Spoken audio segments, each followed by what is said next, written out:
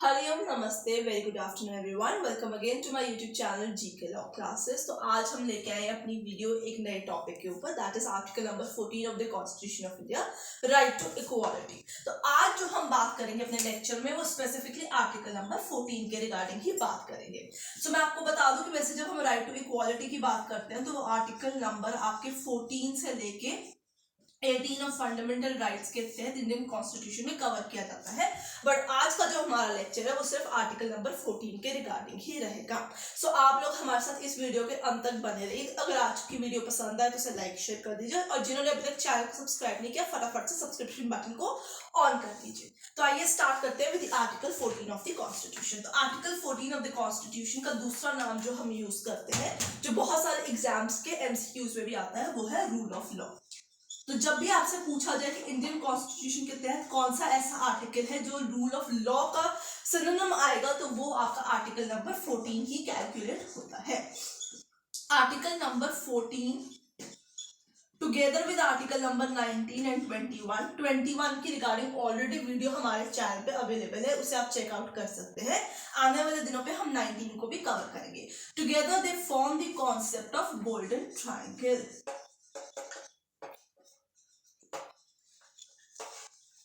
ठीक है, तो ये दोनों ही जो आपके पॉइंट्स हैं regarding which article is known as rule of law is article 14 and which articles are known as the golden triangle of the constitution is 14, 19 and 21 of the Indian constitution। ये points दोनों ही बहुत ज्यादा important है, इन पे MCQs definitely आते हैं, तो ये एमसीक्यूज के बेसिस से आपके लिए बहुत इंपॉर्टेंट कॉन्सेप्ट है। आर्टिकल 14 की आगे चल के बात करते हैं, तो it is a basic structure.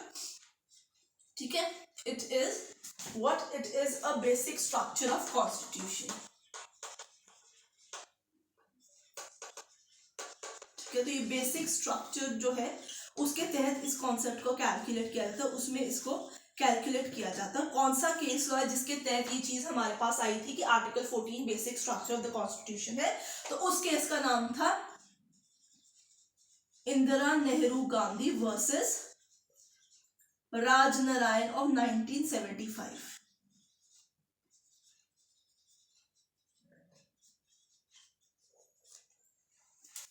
तो ये वो केस था जिसके तहत ये हमें बता दिया गया था कि आर्टिकल 14 बेसिक स्ट्रक्चर के नीचे कैलकुलेट होगा।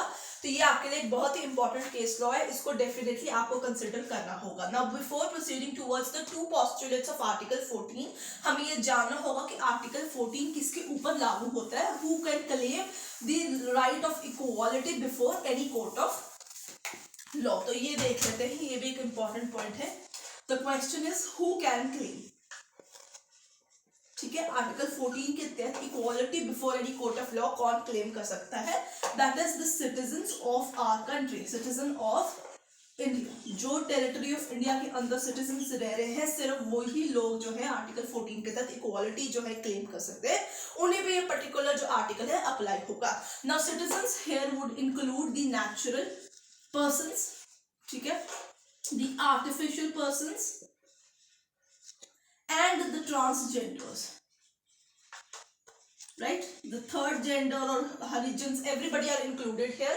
यहाँ पे आपको याद रखना होगा 2014 का एक case, national legal service authority India versus Union of India. तो आपको ये जो है इसका केस जो है यहाँ पे याद रखना होगा। ठीक है, it was versus Union of India. उसके तहत ये बात आई थी कि ट्रांसजेंडर्स जो है ये थर्ड कैटेगरी कैलकुलेट होगी, इंक्लूडिंग सिटीजंस में ये लोग भी शामिल होंगे। तो ये इसका एक केस लॉ है। सो आर्टिकल 14 सिर्फ with in territory of India जो सिटीजंस रहते हैं, देश के जो सिटीजंस हैं, उनके ऊपर ही लागू होता है, including natural and artificial persons. तो आइए चलते हैं अगले टू पोस्टुलेट्स की बात करते हैं। ठीक है, सो ऐसे कौन से दो पोस्टुलेट है इसके हमें ध्यान रखना होगा। सबसे पहले इसके ऊपर आता है आपके पास equality before law.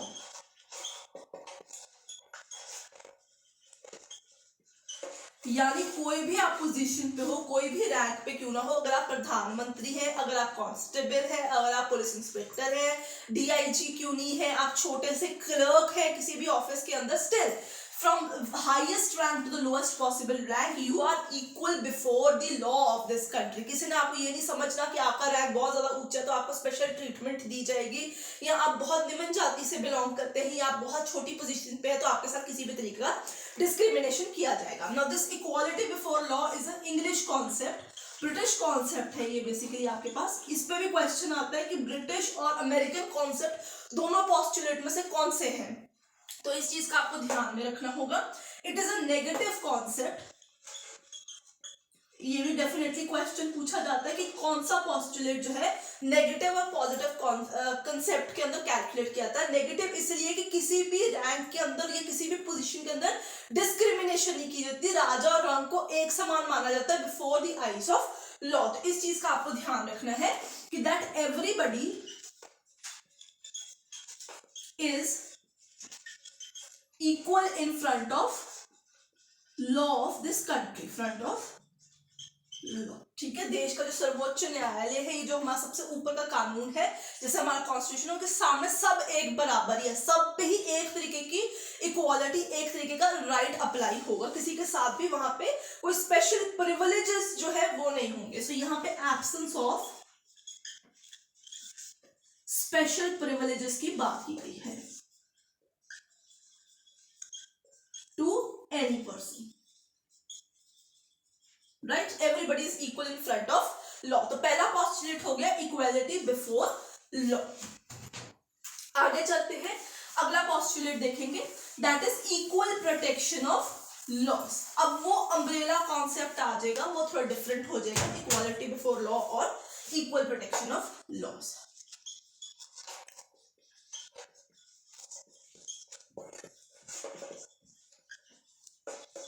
So number 2 आ गया आपका इक्वल प्रोटेक्शन ऑफ लॉस. तो ये अम्ब्रेला कॉन्सेप्ट है, इसका काम होता है छाया देना. ठीक है, इट्स एन अम्ब्रेला कॉन्सेप्ट कि जो कानून है वो सबको इक्वली ही प्रोटेक्ट कर जाएगा.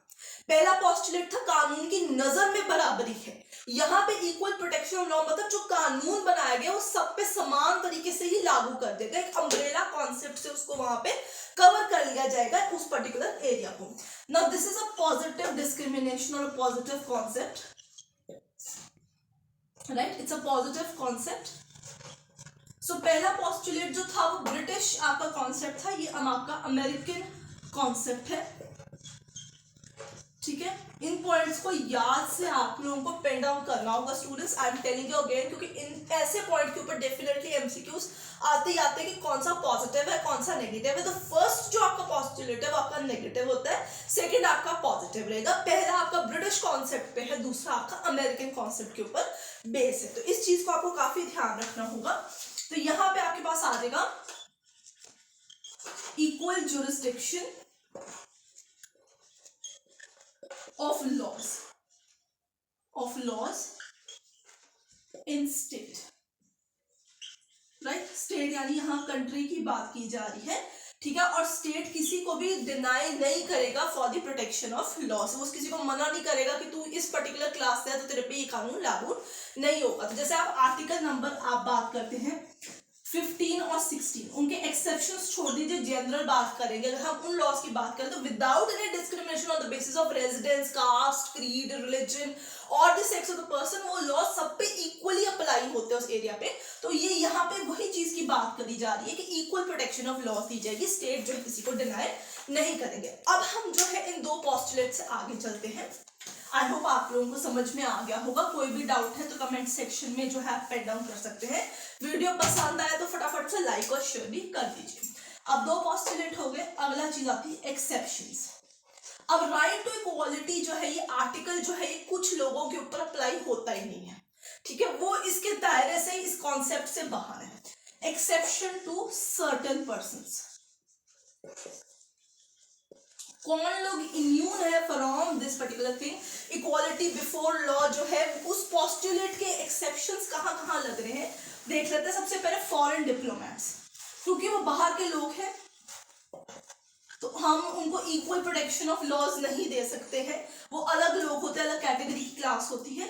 द प्रेसिडेंट ऑफ इंडिया, आप उनको कटघरे में खड़ा नहीं कर सकते हैं.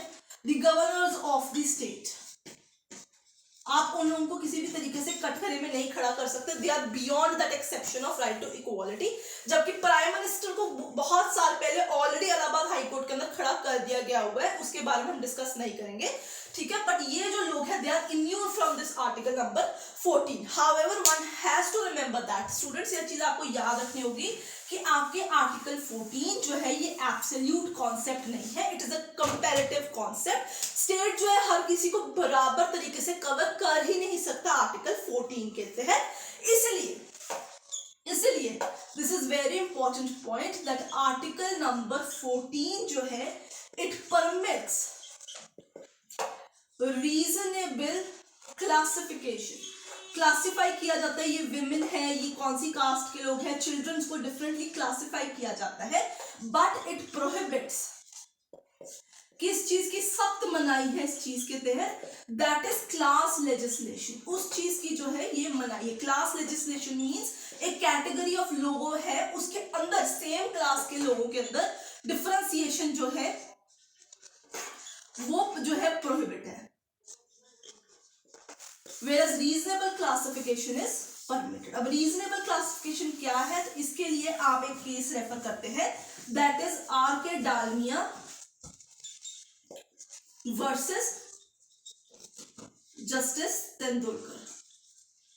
ये केस के तहत उन्होंने बताया था, this was the case of 1958 students. इसके तहत उन्होंने ये चीज बताई थी कि रीजनेबल क्लासिफिकेशन होता क्या है, इसका टेस्ट क्या है, कैसे हम जान सकते हैं कि आर्टिकल 14 के तहत जो क्लासिफिकेशन की गई है वो रीजनेबल है कि नहीं। सबसे पहले क्लासिफिकेशन जो है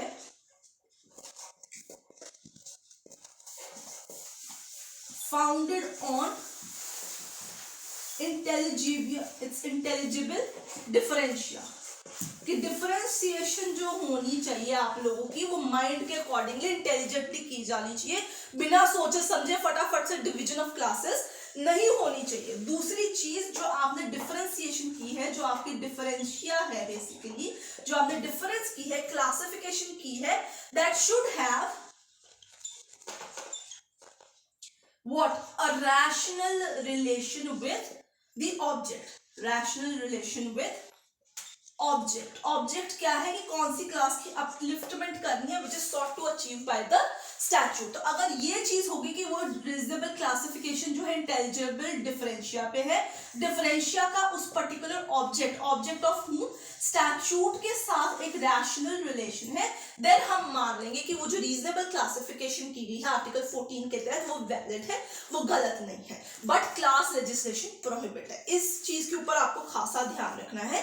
Maneka Gandhi versus Union of India 1978 has also uplifted this particular point कि यस, कि आपका डिफरेंशिया जो है it should have a reasonable rational relation with the object which has to be achieved by the statute. So students, I hope आपको आज का lecture जो है वो समझ में आ गया होगा। कोई भी डाउट है कमेंट सेक्शन में मेंशन कीजिए। आने वाले दिनों में हम और भी ऐसी बहुत सारे लेक्चर्स लेके आएंगे। कोई और पर्टिकुलर सब्जेक्ट आप पढ़ना चाहते हैं तो do let me know in the comment section. Video पसंद आए तो लाइक शेयर कर दीजिए और चैनल को सब्सक्राइब करना भूलिएगा मत। I will see you next.